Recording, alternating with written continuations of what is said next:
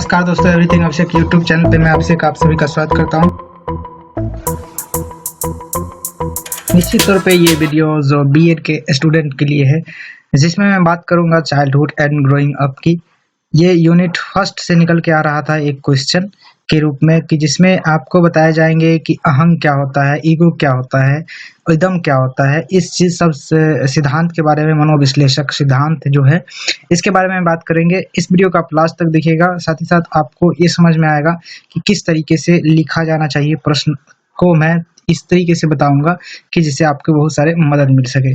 Video शुरू करते हैं। सबसे पहले देखिए तो इसमें यूनिट फर्स्ट से ही निकल के आता है आपको क्वेश्चन, जो कि मैं बता रहा हूँ। इसमें से निकल के जो आता है क्वेश्चन वो आता है कि व्यक्तित्व, व्यवहार एवं बाल्यावस्था। ये जो व्यक्तित्व है, व्यवहार है, ये बाल्यावस्था में किस तरीके का होता है, यानी कि मनोविश्लेषणात्मक सिद्धांत के बारे में बताऊंगा। Personality, behaviour and childhood. उसके बाद साइक्लो देख सकते हैं, साइक्लोनैमेटिक थ्योरी। इसको बाद देख सकते हैं, इसका आंसर निकल के आता है आपको इंट्रोडक्शन के रूप में लिखने होंगे। आप लिख सकते हैं, इसको देख सकते हैं। यहाँ से शुरू होता है कि मनोविश्लेषण के आरंभिक सिद्धांतवादियों कौन थे। मनोविश्लेषक जो सिद्धांत थे उसके आरंभिक सिद्धांतवादी कार्ल जंग थे, जो कि काम्पेवेल देख सकते हैं, काम्पेवेल 1976 एवं देख सकते हैं सिगमुंड फ्रॉइड देखें तो ये निकल के आता है गे 1989 ने मानव व्यक्तित्व, ये मनोवैज्ञानिक के नाम है, कार्ल जंग। उसके बाद देख सकते हैं काम्पेवेल 1976, उसके बाद जो है सिगमुंड फ्रॉइड, उसके बाद है गे 1989 में मानव व्यक्तित्व की व्याख्या के लिए क्रमबद्ध प्रारूपों यानी सिस्टेमेटिक मॉडल को निर्माण करते हुए यह प्रयास किया गया कि जिनके द्वारा अभिकल्पित व्यक्तित्व जिसमें कि प्रणाली ने प्राणी के व्यवहार एवं व्यक्तित्व की व्याख्या करने के लिए वर्गीकरण को प्रस्तुत किया, उसे आप देख सकते हैं प्रस्तुत जो किया उसे सिगमुंड फ्रॉइड मनोविश्लेषण के संस्थापक थे। जो सिगमुंड फ्रॉइड जो थे मनोविश्लेषण के संस्थापक थे, और उन्होंने क्या किया, और इनके अनुसंधान कार्य ने मनोविश्लेषणात्मक सिद्धांत जो थे ये देख सकते हैं साइक्लोनैटिक जो थ्योरी थे उसके आधार पर प्रदान किया। ये जो सिगमुंड फ्रॉइड थे इसके संस्थापक थे। इन्होंने अपने अनुसंधान कार्यों के विश्लेषणात्मक सिद्धांतों के आधार पर यह जो प्राप्त किया कि जो है प्रणाली, व्यवहार एवं व्यक्तित्व की व्याख्या के लिए वर्गीकरण को प्रस्तुत किया अपने जो अनुसंधान कार्यों से। उसके बाद निकल के आता है इसी में से कि 19वीं शताब्दी के अंत और 20वीं शताब्दी के प्रारंभ में फ्रॉइड ने क्या किया, तो यह मत प्रकट किया कि यह जो अपनी इच्छा प्रकट की या फिर अपनी स्टेटमेंट को समक्ष रखा, तो देख सकते हैं कि व्यक्ति के व्यक्तित्व के 3 मूलभूत कारक होते हैं जिसे फंडामेंटल कंपोनेंट्स कहते हैं। ये जो 3 मूल घटक होते हैं वो क्या थे, तो इसके व्यवहार पर जो प्रबल प्रभाव डालता था, ये इसके व्यवहार पर बेहद महत्वपूर्ण प्रभाव डालता था। कौन सा निकल के आता था इसमें कि देख सकते हैं आपके सामने में होगा इदम यानी कि आईडी। पहले नंबर में निकल के आता था, 3 मूल घटक निकल के आता था व्यक्तित्व पर जो प्रभाव पड़ने वाले थे। इसमें आप पिछले वीडियो में देखे थे कि पर्सनालिटी डेवलपमेंट, उससे भी आप इसको कनेक्ट कर सकते हैं।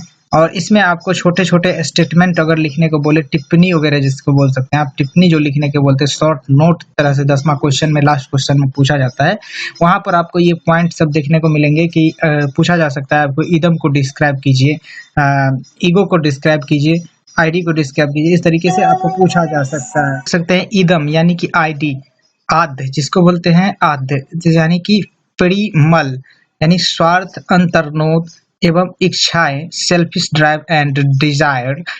ये कहता है कि सभी व्यक्ति स्वतुष्टिकरण यानी कि सेल्फ ग्रेटिस्फैक्शन कह सकते हैं आप, सेल्फ तुष्टिकरण को कह सकते हैं, सेल्फ ग्रेटिस्फैक्शन। उसके बाद के मूल इच्छा बेसिक डिजायर के साथ जन्म लेता है। ये जो होता है, जो बेसिक डिजायर होता है मनुष्य का, उसके साथ जन्म लेता है, जिसमें क्या होता है कि अन्य व्यक्तियों के प्रति आदर का अभाव पाया जाता है, अन्य व्यक्ति के प्रति जो आदर का अभाव पाया जाता है। इदम के अनुसार देखें तो इसमें क्या होता है, ये जन्म के साथ ही जन्म लेता है, बेसिक जो इच्छा होती है उसके साथ ही इदम का जन्म होता है, जिससे होता है क्या, तो ये अन्य व्यक्तियों के प्रति आदर का भाव को प्रकट करता है या पाया जाता है इसके अंदर। अब फ्रॉइड का मत है, फ्रॉइड कहे, दूसरे मनोवैज्ञानिक ने कहे कि यह जो है कि शैशवावस्था इन्फेंसी में इदम की प्रधान जो है प्रधानता पाया जाता है। यानी कि कह रहा है कि जो शैशवावस्था में ही इदम की प्रधानता पाई जाती है, इदम जो पाया जाता है जो शैशवावस्था में पाया जाता है। इसके बाद अहम जो है ईगो, इसके बाद जो है कि ईगो क्या इदम जो बदल जाता है ईगो में, और ये परा अहम हो जाता है, ये क्या हो जाता है, सुपर ईगो हो जाता है, यानी कि नैतिक मन हो जाता है। देख सकते हैं सुपर ईगो हो जाता है, यानी नैतिक मन का विकास हो जाता है। और इसी में देख सकते हैं, इसी में यौन का देख सकते हैं, देख सकते हैं, इसी में यौन तथा आक्रामकता सहित सभी अंतर्नोद रहते हैं। इसमें जो है कि यौन तथा आक्रामकता, जो विरोध करना, गुस्सा करना, इसी के अंतर्गत आता है, ईगो के अंतर्गत आता है और सुपर ईगो के अंतर्गत आता है। जिसके कारण देख सकते हैं जब बाह्य और आंतरिक कारणों से इसके स्तर में वृद्धि होती है, जब बाह्य या अंतर कारणों से जब इसके स्थिति में जो इसके स्तर है उसमें वृद्धि होती है, तो इससे तनाव पैदा होता है। इससे क्या होता है, टेंशन पैदा होता है, तनाव पैदा होता है, और इदम तनाव को यथाशीघ्र कम करके व्यक्ति को संतुलन की दशा में लाने का प्रयास किया करता है। देख सकते हैं, और इदम जो है तनाव को यथाशीघ्र कम करके व्यक्ति को संतुलन की दिशा में लाने का प्रयास करता है।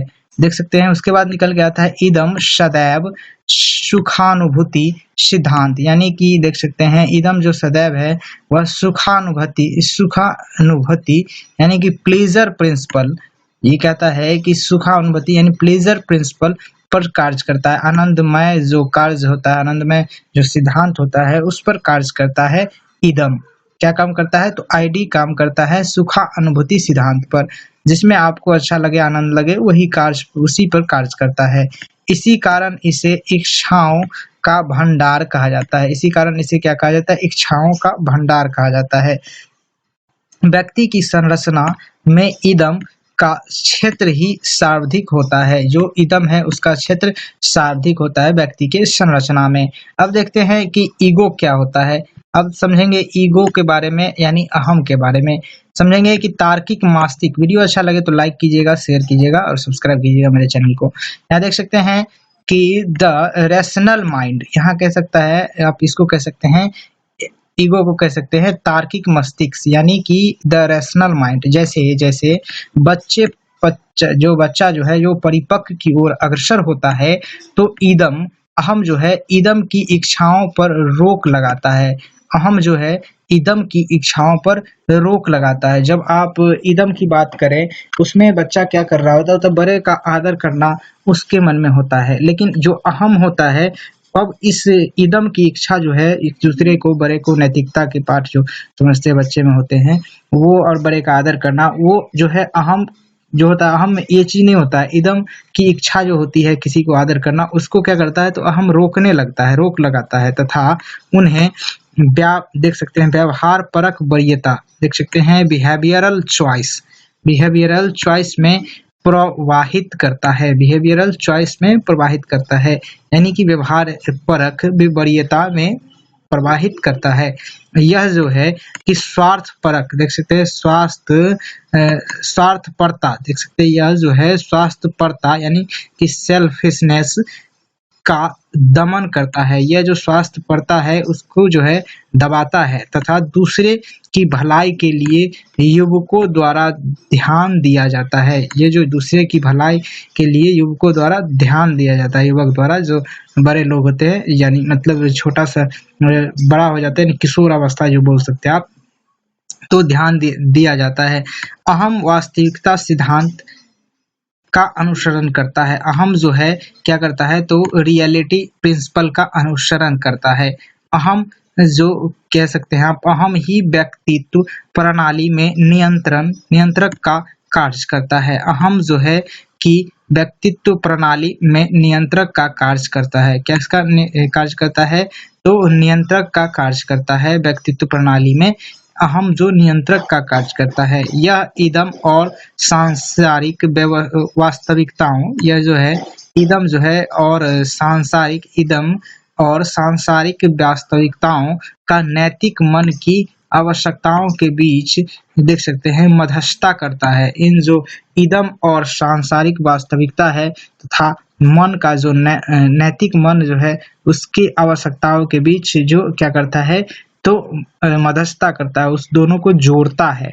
अब नेक्स्ट जो निकल के आता है देख सकते हैं परा ईगो, यानी कि जो परा अहम, सुपर ईगो ये कहते हैं। इसको कह सकते हैं आप निर्देशक नैतिक विवेक, यहाँ की द गाइड मोरल कंसिस्टेंस देख सकते हैं, ये कह सकते हैं आप द गाइडिंग मोरल कंसिस्टेंस, यानी कि निर्देशक नैतिक विवेक। ये कह रहा है कि परा अहम जो है अहम के वरीयताओं, किसकी? तो अहम के वरीयताओं, यानी कि ईगो की जो वरीयता है, जो चॉइसेस है, उसका जो क्या करता है का मनन करके व्यक्तित्व के सही एवं गलत परिभाषाओं का अनुसार उन्हें निर्धारित करता है।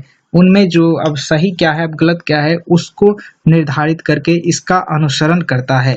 इसमें क्या होता है कि दोष भाव यानी कि गिल्ट, लज्जा देख सकते हैं, दोष भाव गिल्ट यानी लज्जा, सेम SHAME नहीं SHAME, एवं अन्य संवेग परा अहम देख सकते हैं, परा अहम के प्रभाव को दर्शाते हैं। इसमें जो क्या होता है तो अन्य जो संवेग होता है उसको परा अहम के प्रभाव से दर्शाया जाता है। इसमें कहता है कि मानव प्राणी, किसमें? तो मानव प्राणी में देख सकते हैं आप कि मानव प्राणी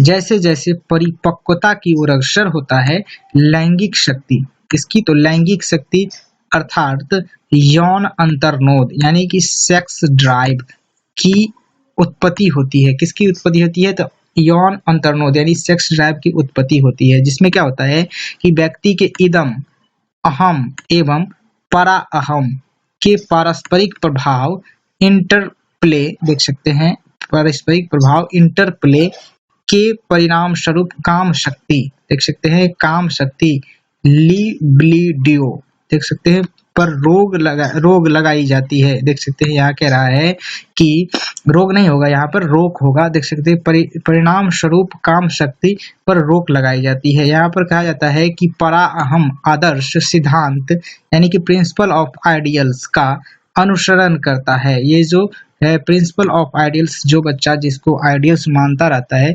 उसका अनुसरण करवाता है परा अहम आदर्श सिद्धांत। यही कहता है कि जब आप किसी को आदर्श मान रहे होते हैं तो उसका आप अनुसरण करते हो तो ये कहलाएगा प्रिंसिपल ऑफ आइडियल्स, उसके सिद्धांत पर आप कार्य कर रहे हो जिसके अनुसार आपको काम शक्ति पर रोक लगाया जाता है। ये देख सकते हैं, इससे निकल के आता है कि व्यक्ति के इदम अहम एवं परा अहम में पारस्परिक प्रभाव के परिणाम स्वरूप क्या करता है तो काम शक्ति पर रोक लगाई जाती है।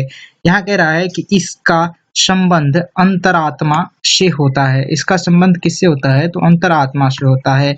एक सामान्य व्यक्ति देख सकते हैं, एक सामान्य व्यक्तित्व प्रणाली में तीनों घटक देख सकते हैं, एक सामान्य व्यक्ति प्रणाली में देख सकते हैं सिस्टम में कि तीनों घटक शामिल रूप से कार्य कर सकता है, सम्मिलित रूप से कार्य कर सकता है। ये एक जो सामान्य व्यक्ति है वह तीनों घटक में सम्मिलित रूप से कार्य कर सकता है।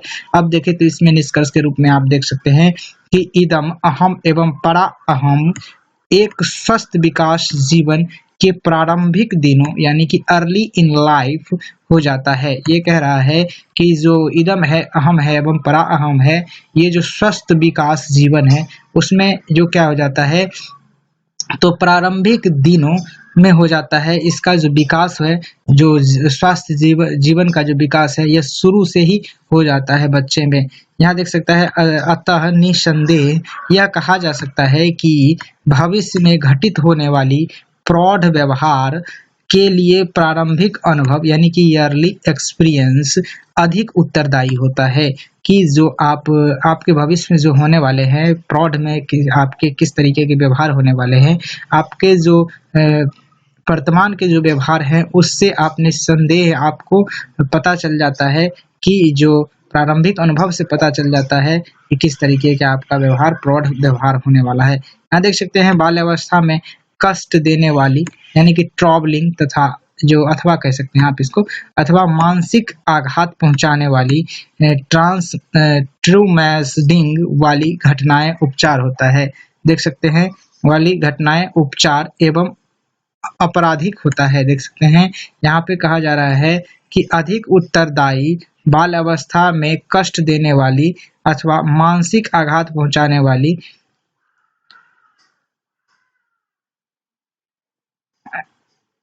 घटनाएं उपचार एवं आपराधिक देख सकते हैं क्रिमिनलिटी के लिए देख सकते हैं के लिए उत्प्रेरक देख सकते हैं कैटेलाइट्स उत्प्रेरक का कार्य करती है। इन सभी जो मानसिक कुरीतियां हैं इन सभी चीजों का एक प्रेरक के रूप में कार्य करता है। ये कह रहा है कि मनोविश्लेषणात्मक सिद्धांत जो है कि के अनुसार किशोर अपराधियों एवं प्रौढ़ अपराधियों देख सकते हैं किशोर जो है एवं प्रौढ़ अपराधी किशोर अपराधी एवं प्रौढ़ अपराधी के अहम एवं परा अहम का पर्याप्त विकास नहीं होता है यदि नैतिकवादी परा अहम निर्बल है तो व्यक्ति अपने आदिम इच्छाओं लालसाओं पारमिल यूजेस देख सकते हैं लालसाओं इच्छाओं जो आदिम है जो अपनी इच्छा और लालसा जिसकी है के अनुरूप बिना पश्चाताप की चिंता देख सकते हैं बिना पश्चाताप की चिंता किए कार्य संपादित कर देता है और अपने विचलित व्यवहार को स्वीकार्य व्यवहार बना देता है। जब व्यक्ति परा अहम यानी कि सुपर ईगो के अभाव में अपने व्यवहार की अभिव्यक्ति कर देता है तो उसका व्यवहार सामाजिक रूप से अस्वीकार्य होता है। ऐसे व्यवहार यदि आवधिक देख सकते हैं लीगल या समाज को उसके उपचारी यानी कि डिलिक्विनिटीज अथवा अपराधी यानी कि क्रिमिनल व्यक्ति के रूप में परिभाषित करने के लिए बाध्य करता है क्योंकि उनका व्यवहार सामाजिक रूप से अस्वीकार्य होता है। इसीलिए उनके व्यवहार प्रणाली के अनुसार ही समाज उनके प्रति व्यवहार करता है। इसीलिए जिन व्यक्तियों में अहम एवं परा अहम सुपर ईगो कम विकसित होता है वे अपनी इच्छा अनुसार कार्य नहीं कर पाता है। यदि आधुनिक युग में मनोरोग यानी कि साइकोपाथ के सदृश माना जा सकता है। ये जो मनोरोग है उसको सदृश माना जा सकता है। मनोरोगी जिसे समाज रोगी की भी संज्ञा दी जाती है देख सकते हैं एक संज्ञा दी जाती है दूसरे व्यक्तियों में या प्राणियों में देख सकते हैं प्राणियों के प्रति जो है परानुभूति इम्पैथी जिसको बोलते हैं परानुभूति देख सकते हैं यहाँ पर इम्पैथी का अभाव पाया जा सकता है। देख सकते हैं यहाँ पे निकल के आता है फ्रॉड के अनुसार कि फ्रॉड ने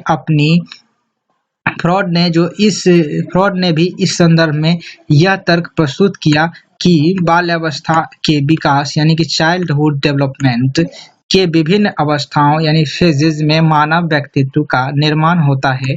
इस अवस्था में असामान्य व्यक्तियों यानी कि एबनॉर्मल पर्सनालिटीज यानी कि असामान्य व्यक्तित्व एवं अन्य मनोवैज्ञानिक असंतुलनों यानी कि साइकोलॉजिकल इम्बैलेंसेस का प्रारंभ हो जाता है। जैसे लक्षण विशेष का आरंभ अवस्था फेज विशेष होता है। यह कह रहा था कि जब हम व्यक्ति की इच्छा और जो इच्छा होता है उसका समाज में आप नहीं कर पाते हो इसके कारण जो कि अहम और परा अहम और ईदम के अनुसार आप नहीं कर सकते हो तो जब आप उसके विरुद्ध कोई व्यवहार करते हो तो आपको समाज में आपको अलग संज्ञा दी जाती है, अलग दूसरे व्यक्तियों के जो व्यक्तित्व है उससे आपको अलग संज्ञा दे दी जाती है, आपके साथ दूसरे तरीका का व्यवहार किया जा सकता है। तो ये चीज़ कह रहे थे मनोवैज्ञानिक, और ये जो विशेष करके निकल के आता है कि ये बच्चे जन्म से ही इसमें शुरू हो जाता है परा अहम इदम,